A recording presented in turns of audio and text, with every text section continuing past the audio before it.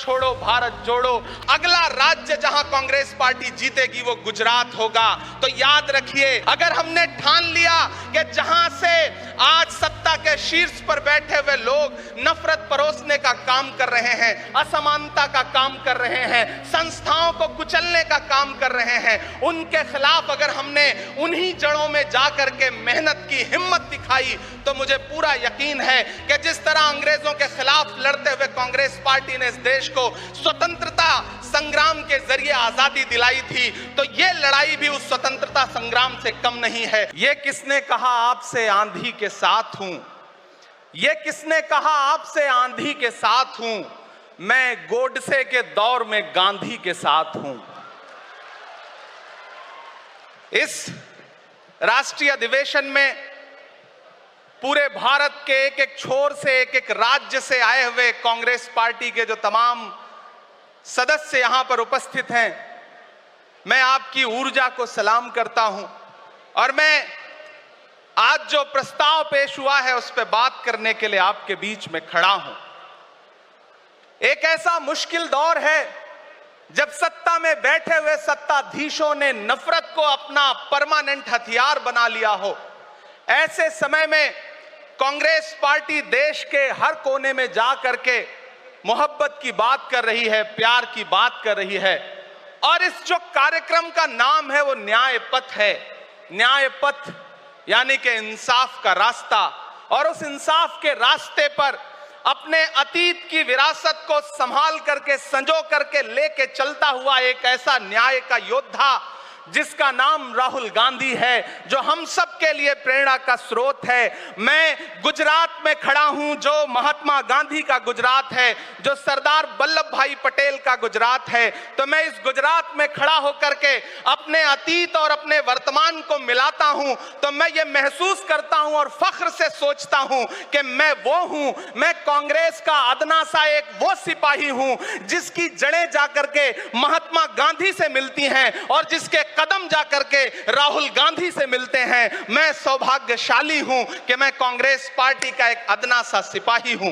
साथियों, बस आपसे यह कहना चाहता हूं, ये जो न्याय का पथ है, हम सब इस न्याय के पथ पर चलने के लिए संकल्पित हैं। हमारा समर्पण इस न्याय के पथ के लिए है, हमारा संघर्ष इस न्याय के पथ के लिए है। मेरे भाई शशि थरूर जी बोल रहे थे, सचिन पायलट जी ने बोला, हमारी बहन गेनी बहन ने बोला, उसके बाद इमरान बोल रहा है। इन चार नामों में ही आप ये पाएंगे कि उत्तर से लेकर के, दक्षिण से लेकर के, गुजरात से लेकर उत्तर प्रदेश तक कांग्रेस यही तो है। कांग्रेस यही तो है, देश को समेटने और एकजुट करने का नाम कांग्रेस है।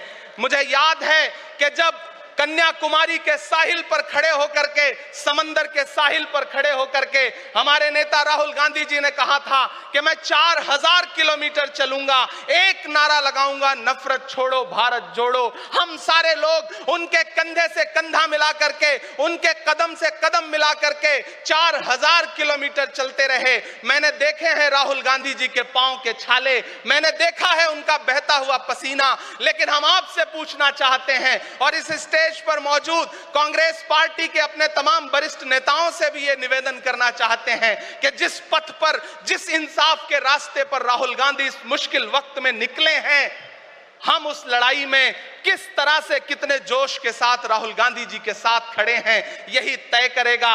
राहुल जी ने कहा है कि अगला निशाना, अगली जीत, अगला राज्य जहां कांग्रेस पार्टी जीतेगी वो गुजरात होगा। तो याद रखिए कि हार तब होती है जब ठान लिया जाता है, हार तब होती है जब मान लिया जाता है, जीत तब होती है जब ठान लिया जाता है। अगर हमने ठान लिया कि जहां से आज सत्ता के शीर्ष पर बैठे हुए लोग नफरत परोसने का काम कर रहे हैं, असमानता का काम कर रहे हैं, संस्थाओं को कुचलने का काम कर रहे हैं, उनके खिलाफ अगर हमने उन्हीं जड़ों में जाकर के मेहनत की, हिम्मत दिखाई, तो मुझे पूरा यकीन है कि जिस तरह अंग्रेजों के खिलाफ लड़ते हुए कांग्रेस पार्टी ने इस देश को स्वतंत्रता संग्राम के जरिए आजादी दिलाई थी, तो ये लड़ाई भी उस स्वतंत्रता संग्राम से कम नहीं है। उस लड़ाई का नेतृत्व महात्मा गांधी जी कर रहे थे, तो इस लड़ाई का नेतृत्व राहुल गांधी जी कर रहे हैं और हम सारे लोग राहुल गांधी जी के साथ खड़े हैं। हो सकता है कुछ लोग इस सफर में, इस मुश्किल सफर में छोड़ के चले गए हों,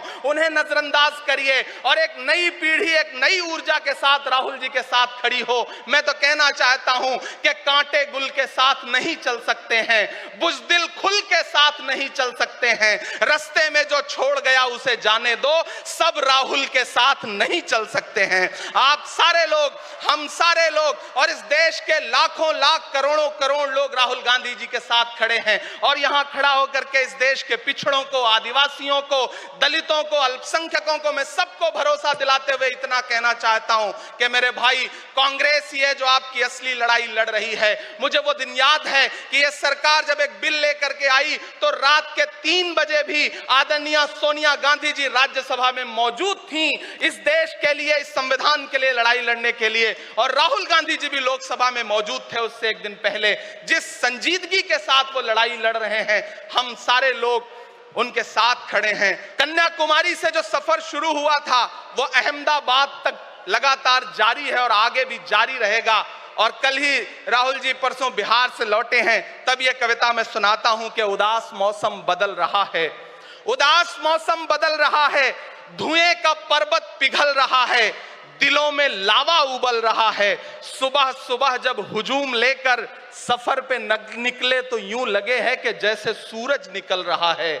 वो चल रहा है, वो चल रहा है।